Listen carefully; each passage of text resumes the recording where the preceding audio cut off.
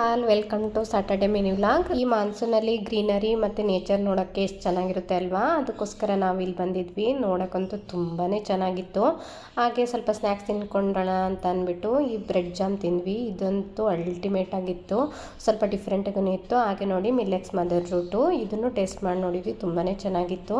ಮತ್ತು ಇಲ್ಲಿ ಚಟ್ನಿ ಪುಡಿ, ತಿಂಡಿಗಳು ಮತ್ತು ಚಿಪ್ಸು, ಉಪ್ಪಿನಕಾಯಿ, ಹಪ್ಪಳ ಎಲ್ಲ ಥರ ಇತ್ತು. ನೀವೇನಾದ್ರೂ ಈ ಥರ ರೆಡಿ ಚಟ್ನಿ ಪುಡಿ, ಉಪ್ಪಿನಕಾಯಿ, ಹಪ್ಪಳ, ಚಿಪ್ಸು ಈ ಥರ ಎಲ್ಲ ತೊಗೋತೀರಾ ಅಂತ ಅಂದರೆ JKVKದೇ ಪ್ರಿಫರ್ ಮಾಡಿ. ತುಂಬಾ ಚೆನ್ನಾಗಿರುತ್ತೆ, ಕ್ವಾಲಿಟಿ ಅಂತೂ ಸೂಪರಾಗಿರುತ್ತೆ.